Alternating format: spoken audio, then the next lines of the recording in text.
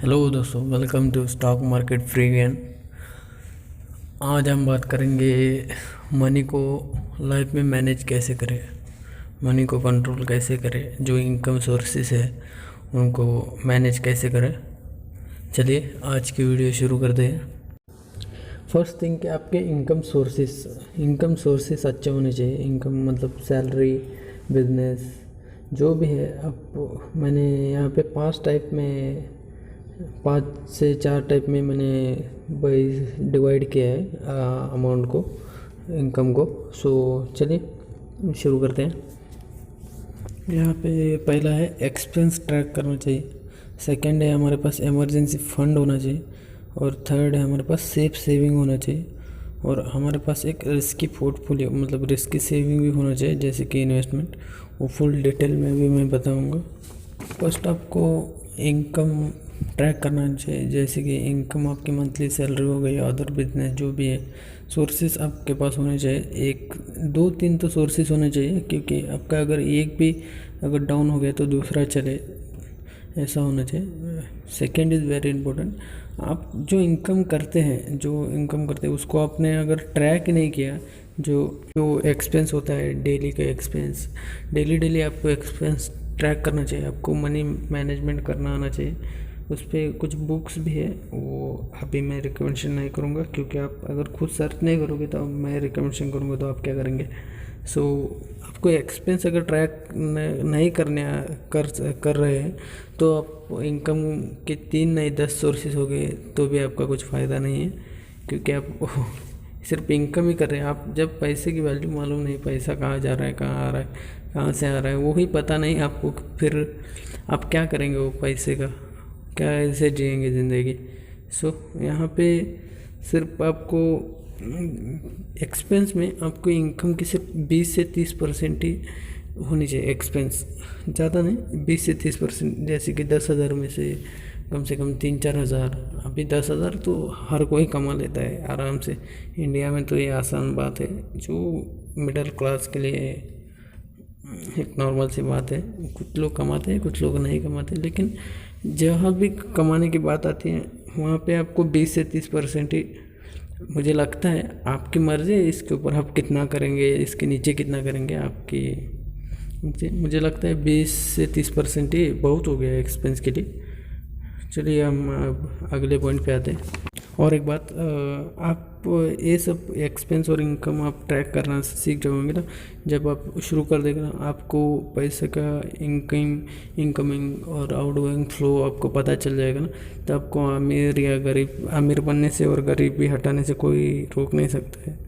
और जो लोग बोलते हैं ना, जो ये करता है वो करता है, लोगों को छोड़ दीजिए, साइड में रख दीजिए, बस आप जिए आपकी ज़िंदगी। पता है मेरा वॉइस थोड़ा अच्छा नहीं है, मैं थोड़ा नॉर्मली बोलता हूँ, इसलिए सॉरी, माफ़ करना। मैं अगले टाइम पक्का वॉइस इम्प्रूव करूँगा। सो हम यहाँ पे अगले पॉइंट पे आते हैं, इमरजेंसी फ़ंड क्या होता है? जो आपको इमरजेंसी कैश मिले। अभी देखिए एग्जांपल, अभी कोरोना 3-4 मंथ से चल रहा है। आप सपोज जॉब नहीं जा रहे हो तो इमरजेंसी कैश तो होना चाहिए ना, 6 मंथ 7 मंथ का। वैसे 6 मंथ 7 मंथ का इमरजेंसी कैश आपको साइड में निकाल के रखना चाहिए। उसको आप हाथ नहीं लगाना है इस टाइम पे। ऐसे टाइम पे मंदी या जो भी टाइम आता है, या आपकी जॉब चली जाती है, तो वो आपको 6 मंथ का कैश निकाल के रख सकते हैं, रखना चाहिए, रख सकते हैं नहीं, रखना चाहिए, क्योंकि आपको ये बहुत आसान कर देगा आपको ज़िंदगी जीने के लिए। जैसे कि आपको मंथली एक 6,000 7,000 खर्चा है, तो आप 70,000 60,000 साइड में निकाल के रख दीजिए, क्योंकि वहाँ पे मंदी के टाइम में कोई कार नहीं खरीदेगा, कोई मोबाइल, ये वो जो भी नॉन यूज़ आइटम है, डेली यूज़ में नहीं लगते हैं, वो आइटम क्यों अभी खरीदेगा कोई, जब पैसा ही नहीं आ रहा है। अभी देखिए अभी 1-2 साल में क्या क्या होता है बस। और यहाँ पे मैंने जैसे कि बोला, जो मंथली एक्सपेंस उसमें से ही निकाल के रखना चाहिए। 10% आप मंथली के निकाल के रखेंगे इमरजेंसी फंड में, तो आपका 6 मंथ का कैश फ्लो बन जाएगा इमरजेंसी के लिए। सो हिसाब से आप ठीक, अगर एक एक पॉइंट अगर आप सेविंग करेंगे तो वो भी अच्छा है, मुझे लगता है। सो यहाँ पे अगले पॉइंट पे आते हैं, यहाँ पे मैंने अगले पॉइंट पे डाला है सेफ सेविंग एंड रिस्की, दूसरा है रिस्की सेविंग। यहाँ पे दोनों में मैंने डिवाइड किया है। सेफ सेविंग में क्या कहता है, एफडी वगैरह आते हैं, एफडी जो कम इंटरेस्ट रेट देते हो बैंक वगैरह, वो उसमें डाला है मैंने।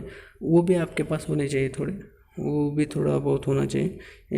एक 10% 20% आपका पोर्टफोलियो में होना चाहिए, क्योंकि ये भी आपको इमरजेंसी या किसी की शादी करवानी हो या भी कुछ, उसके लिए आपको बहुत काम आता है। और दूसरा आता है रिस्की सेविंग्स, रिस्की इन्वेस्टमेंट भी आप इसे बोल सकते हैं। उसमें आता है म्यूचुअल फंड, बॉन्ड्स और स्टॉक मार्केट में जैसे कि आपको मालूम है, स्टॉक मार्केट एक ये है, जैसे कि मिडिल क्लासेस का नाम सुनते ही उसका नेगेटिव थिंकिंग बाहर आती है, वैसे उस पर भी मैंने एक वीडियो बनाया है, वो आप जाके देख सकते हैं कि वो इंडिया के लोग इन्वेस्ट नहीं करते स्टॉक मार्केट में।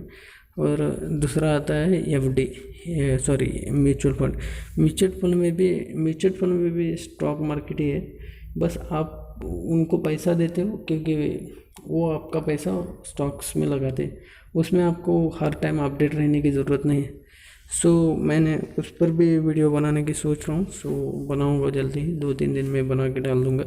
और लास्ट आता है बॉन्ड्स एक सेफ सेविंग है, जैसे कि मैंने उस पर भी वीडियो बनाए, वो जाके आप देख लीजिए। जैसा कि मैंने बताया 100% इनकम में से कहाँ आपको कैसे ये करना है। मैंने लास्ट में ये नहीं बताया कि सेफ सेविंग और रिस्क सेविंग में कितने परसेंट देने, वो आपकी मर्ज़ी है। मैं जस्ट यहाँ पे एग्जांपल दे रहा हूँ। 50% तो आपका इमरजेंसी फंड और यहाँ पे चला गया, एक्सपेंस में चला गया, वो 50% आप छोड़ दीजिए, क्योंकि वो आपकी मर्ज़ी है, 50 करते या 40 या 60 करते, बस मैं आपको थोड़ा सा गाइड दे रहा हूँ। और यहाँ पे सेफ सेविंग में आपको 20 से 30% तक रखना चाहिए, और स्टॉक मार्केट में कम से कम 30 से 20-30% रखना चाहिए, क्योंकि ये आपको अमीर बनने का एक ही तरीका है। नहीं तो आप बोलते ना सट्टा खेल लो, ये खेल लो। चलिए यहाँ पे वीडियो ख़त्म कर देते। Thank you for watching video. Like, comment, subscribe ज़रूर करना। Thank you.